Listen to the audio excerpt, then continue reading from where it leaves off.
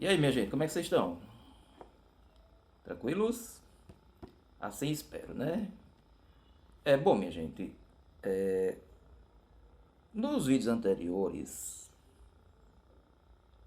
eu abordei a questão de como foi construída, para quem foi construída esse movimento republicano brasileiro, que é a chamada Primeira República Brasileira. Que a gente não pode esquecer de forma alguma que nossa república vai partir dos militares. Nossa república nasce de um golpe militar onde as elites oligárquicas ligadas ao café vão ser as grandes beneficiadas durante todo esse processo de construção, de consolidação dessa chamada Primeira República. Vimos o governo Deodoro, de Floriano Peixoto, vimos quem eram as pessoas que dominavam o cenário político, vimos a figura do coronel, coronelismo, clientelismo, e no vídeo anterior eu tratei das primeiras revoltas que vão agitar esse cenário político republicano, que no caso eu estou me referindo à famosa revolta da vacina. Aí, minha gente, não vai parar só por aqui não, viu? Ainda no Rio de Janeiro, a cidade maravilhosa, que era a nossa capital republicana, os marinheiros também vão se rebelar. Os marinheiros também vão se revoltar. No episódio que até um certo tempo atrás ele não era tão conhecido, não era comum aparecer nos livros de história a famosa revolta dos marinheiros, que é a famosa, conhecida como a famosa revolta da Chibata. Ela ocorre praticamente entre os dias 22 e 26 de novembro do ano de 1910, praticamente ali no início do mandato do grande Marechal Hermes da Fonseca, que para quem não sabe, ele foi sobrinho do grande Deodoro da Fonseca, o homem por trás desse movimento republicano, que no dia 15 de novembro de 1889 era proclamada a República e abolida a monarquia. Agora eu vou me ater o que foi essa famosa revolta da Chibata. Olha, minha gente, leve em consideração de que nosso país foram mais de 300 anos de escravidão. Não esqueçam que a escravidão ela é abolida um ano antes da proclamação da República. Mas precisamente no dia 13 de maio de 1888, era abolida oficialmente através da assinatura da Lei Áurea, que foi assinada pela grande e brilhosa princesa Isabel. Ela, através da assinatura dessa lei, abolia a escravidão definitivamente em nosso país. Aí, minha gente, leve em consideração de que a vida dos africanos, dos ex-escravos, não vai ser das melhores, não. Praticamente, minha gente, essa galera, ela vai sofrer bastante. Uma coisa é abolir a escravidão, outra coisa é garantir direitos de cidadania a essa população recém-liberta. Uma das poucas instituições, minha gente, nesse país que dava oportunidades de emprego, de ser reconhecido realmente como brasileiro, era a Marinha Brasileira. A Marinha vai ser uma das poucas instituições nesse país que vai dar, como é que eu poderia dizer para vocês, oportunidades para uma galera que busca por dias melhores. Aí, minha gente, no início do século XX, a nossa grande marinha brasileira, ela está bem atenta ao que está acontecendo com as outras marinhas com as outras marinhas do mundo. A marinha europeia, a marinha americana, por exemplo. A preocupação na época desse episódio que eu vou relatar para vocês era de que a nossa marinha não restava dúvida entre os oficiais, entre os governantes, entre o próprio presidente da República, por que não dizer. Tínhamos que modernizar a instituição marinha. Essa modernização passava por quê? Por melhores navios, enfim, por uma série de fatores que eu vou relatar agora para vocês agora. Essa modernização consistia da seguinte forma: adquirir novos navios de guerra, onde esses navios deveriam estar o quê? Equipados com as tecnologias mais avançadas da época. Tínhamos que modernizar a nossa frota. Até aí, tudo bem. Modernizar é importante, faz parte, digamos, das sociedades no decorrer da sua trajetória política. Mas qual é o problema? Os marinheiros, em sua grande maioria, eram negros, ex-escravos, que vão encontrar na marinha situações, digamos, que vai remeter ao período da escravidão. Remeter de que forma? Os oficiais eram brancos, que tinha que disciplinar, por exemplo, os marinheiros negros. Acreditava, minha gente, na época. Assim os oficiais brancos acreditavam. Acreditava-se que na época, que em caso de indisciplina, que em casos de indisciplinas, os marinheiros deveriam receber castigos físicos. No caso, a famosa chibata, que é um chicote com a lingueta de couro que fica na ponta desse chicote. Estava no Código da Marinha Brasileira na época. Faltas poderiam ser punidas com chibatadas. Castigo físico.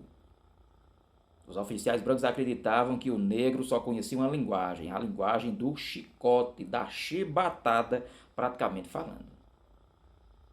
Aí tu imagina, o marinheiro negro, ele comete uma falta, dependendo da gravidade, vai lá, toma chicotada nesse camarada. E o que é que ele vai se lembrar? Do período anterior à escravidão.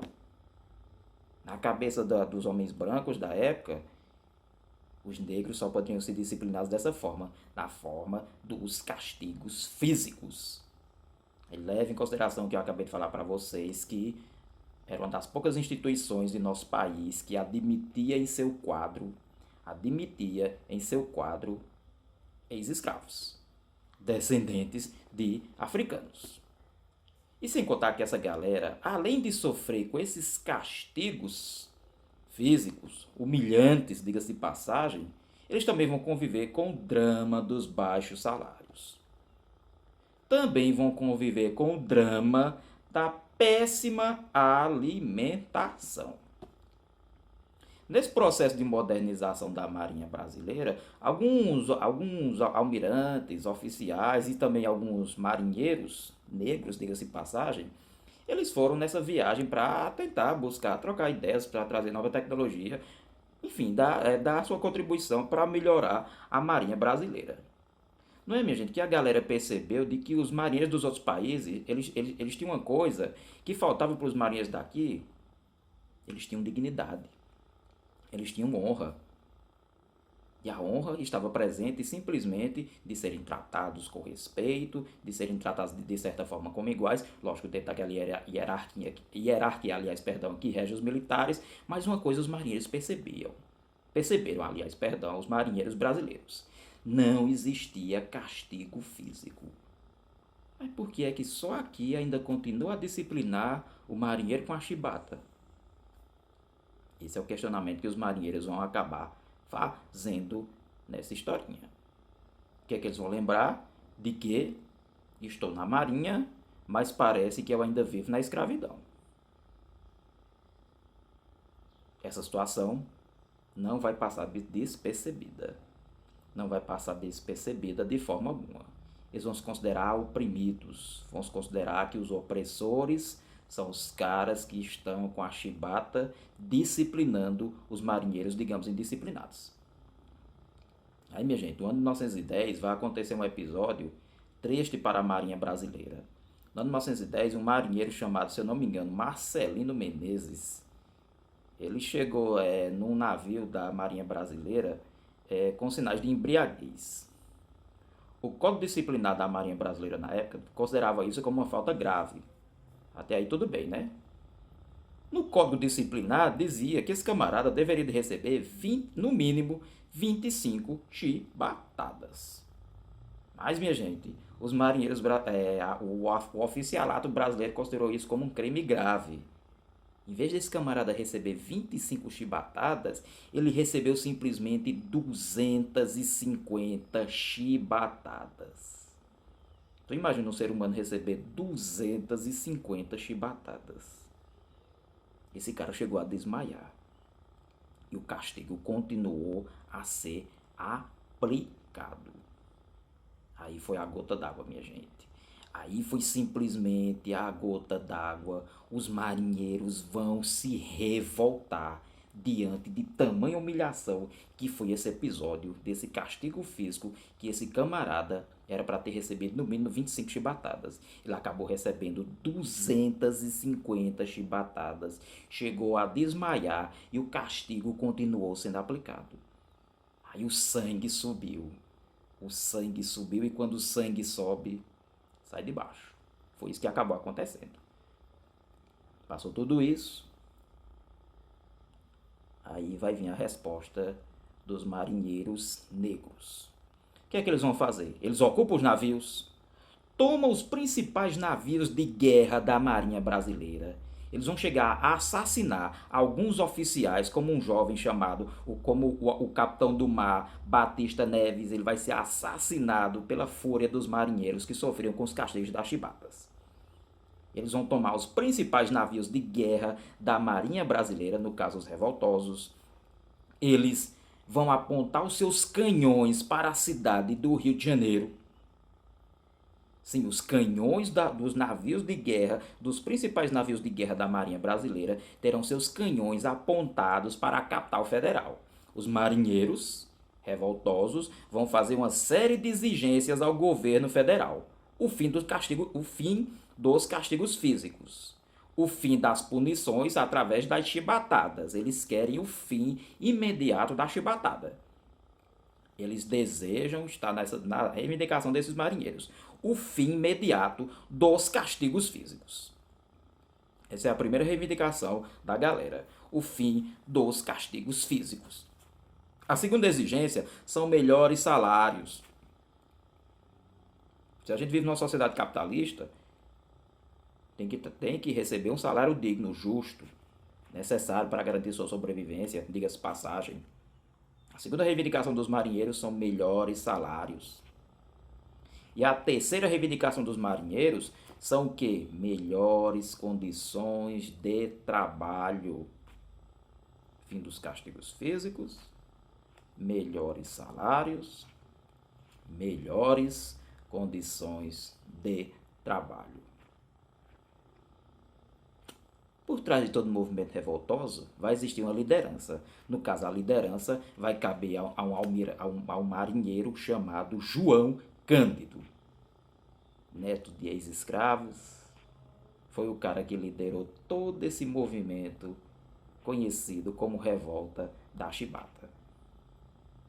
E eles não estavam só falando não, viu, minha gente? Só para vocês terem ideia, eles lançam suas reivindicações ao governo brasileiro, ao oficialato da Marinha, e eles vão chegar, inclusive, a fazer manobras ali pela Baía de Guanabara, ali pelas orlas, e chegam, inclusive, a disparar tiros de canhão para que o governo percebesse que eles não estavam blefando, para que o governo percebesse que eles não estavam jogando conversa fora.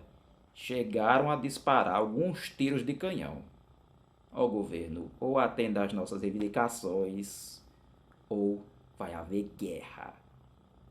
Se bem que não houve a guerra, mas o governo vai ficar naquela, negocia, não negocia, negocia, não negocia, até que, minha gente, o governo resolve atender às reivindicações dos marinheiros.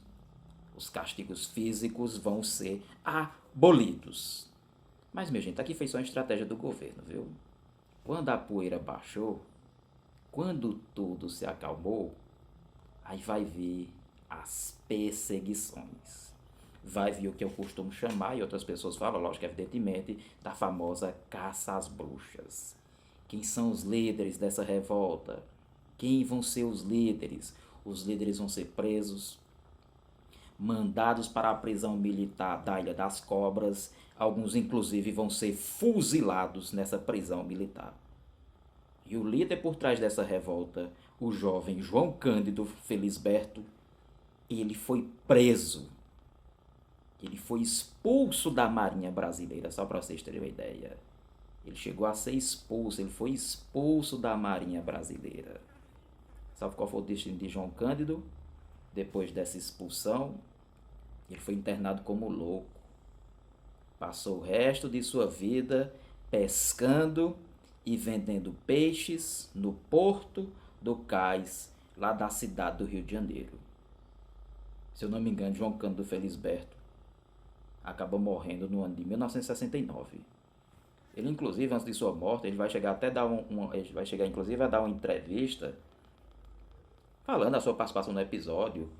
Ele vai chegar a dizer que não seria bem inveja o termo que ele quis dizer, não, mas ele quis dizer que na época Nenhum marinheiro branco conseguiu liderar todos os marinheiros como ele conseguiu na época dessa revolta da Marinha. Ele vai ser expulso da Marinha. Ele é preso, internado como um louco. De louco esse cara não tinha nada. Esse cara simplesmente foi uma voz para tentar acabar com os castigos físicos, com o preconceito que regia a sociedade recém-liberta da escravidão. Porque é aquela coisa, nos primeiros momentos da história republicana brasileira, isso bem antes também, o negro ganhou a liberdade, mas não perdeu, infelizmente, a condição de escravo. E o preconceito ainda continua, e o preconceito, infelizmente, ainda persiste. A imprensa na época chegou a chamar ele de Almirante Negro. Almirante Negro, inclusive, foi apelidado pela imprensa da época.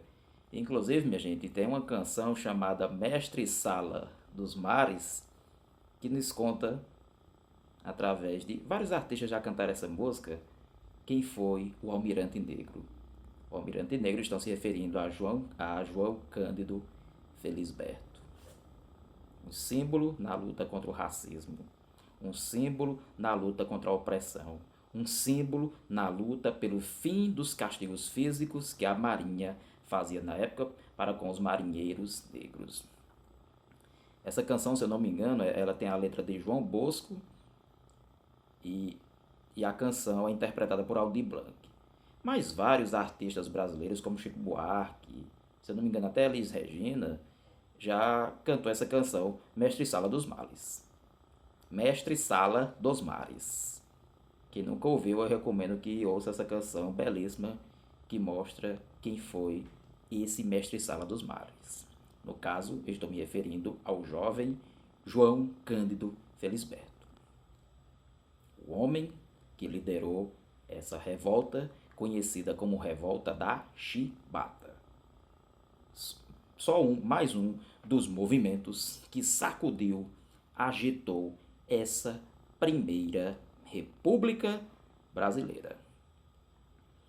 Nos próximos assuntos, nos próximos vídeos, eu vou trabalhar para vocês as revoltas que ocorreram no campo. Canudos, no interior baiano, e o contestado entre a região de Paraná e Santa Catarina. 2 movimentos no campo envolvendo sertanejos. 2 movimentos que também vão sacudir, agitar a Primeira República. E é isso, minha gente. Por aqui eu encerro. Se você gostou, dá aquele like. Curta, comentem, compartilhem, divulguem para os colegas. E é isso, minha gente. Até o nosso próximo encontro. Valeu, um abraço.